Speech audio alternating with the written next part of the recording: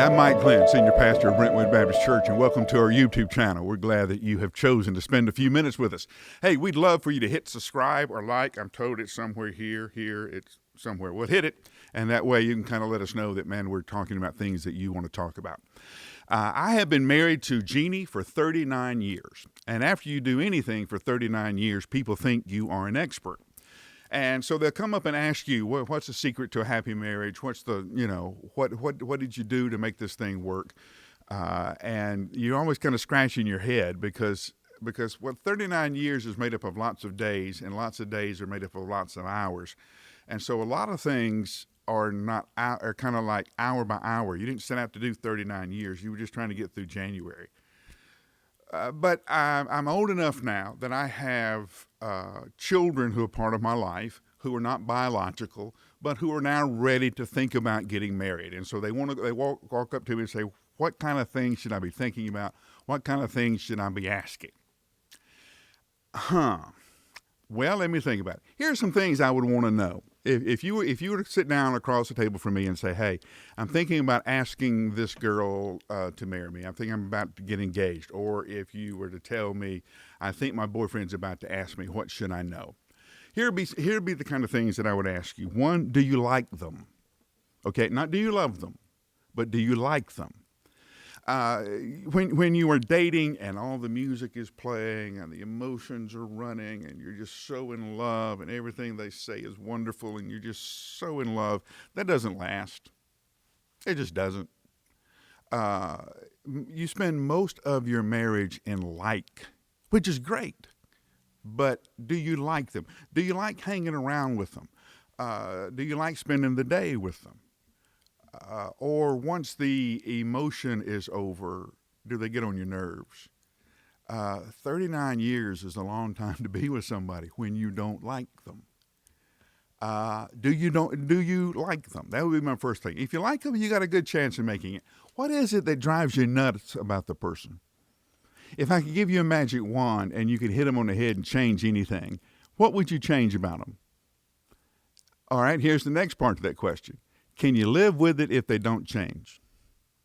Because here's the bottom line. Most people don't change. Not much. They may polish the edge of the rock a little bit, rub off some rough edges, but they don't change much. If he has a temper now, he's probably going to have a temper after you get married. If he is disrespectful in his language to you, that's probably not going to change. So what is it that you would change? And if you can't live with it, then you need to think about it. I'd want to know about his or her faith journey. Do they love Christ the same way you do? Do you have similar understandings of the purpose of the marriage in the kingdom of God, your relationship to Christ? Now, you're going to tell me it won't matter. You want to tell me that we can love each other and I can respect his different views and her different views. And that is true until you have children. And when you have children, everybody I know becomes very serious about raising their children in the faith that they grew up in. So don't tell me it doesn't make a difference, because it will, and it will happen when you have children. Are their parents still married? What did he learn about being a husband and a father from his dad? Okay? What did you learn about being a mother from your mom? What is it that your families have in common? What is it that your families do differently? Because these things that jump up and bite you. We tell the story of my family. Jeannie's family made a big deal about birthdays. Huge deal. Everybody took off work. You got to pick your favorite cake. Big deal. My family didn't. Everybody in my family worked, so you got to pick the restaurant on the Sunday nearest your birthday. And we went, we had dinner, you got a dessert, and they gave you a box that had your present in it. That was birthday. So the first year that I'm with Jeannie, I give her a present for the birthday. And she keeps looking around the apartment. For what? For her birthday cake. I didn't get a birthday cake. Why don't you get a birthday cake? I've always had a birthday cake. My family doesn't do birthday cakes. I have learned to do birthday cakes. And that's a funny story, but how does her family handle anger? How does his family handle anger?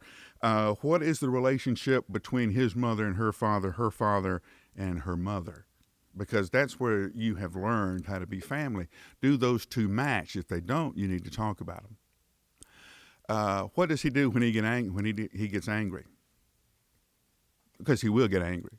And what does she do when she gets angry? Because she will get angry. Are they redemptive in their anger? Are they mature in their anger? Or do they pout? Do they throw temper tantrums? Because sometimes words said in anger are really slow to heal, and sometimes they can't be healed at all. Are there addiction issues? Are there drugs, alcohol, pornography? Is any of that in his past, her past, that you need to be aware of? Are there medical conditions that you need to know about? All of these things are kind of things that I would be sure that I knew. It's one thing if you know going in and say, okay, this is what I signed up for. It's another thing if you're surprised. It's your life, it's your marriage, and it's that important to do the second level of questioning. I know they're good looking, but trust me, after 39 years, gravity wins. Everybody ages. Hair gets gray. Hair gets thin. Other things happen, and I'll just leave that to another podcast. But life changed. Can you deal with it? 39 years is a long time to be with one person. And here's what I want to tell you about my marriage to Jeannie. For me, now you have talked to her about her, but for me, it's as good as it has ever been. In fact, it is better than it has ever been. We love being with each other. We hate being apart from each other. We have more fun with each other. In fact, sometimes we duck out from being with other people just so we can hang out with each other and laugh. It gets really, really good. So don't be afraid of it, but be wise in going into it. So those are some of the kind of things that come off the top of my head. If anything comes off the top of your head, let me know. I'd love to hear from you. Again, this is Mike Glenn. This is our YouTube channel. We're glad you're part of it. So hit subscribe, hit like, and we'll see you next time.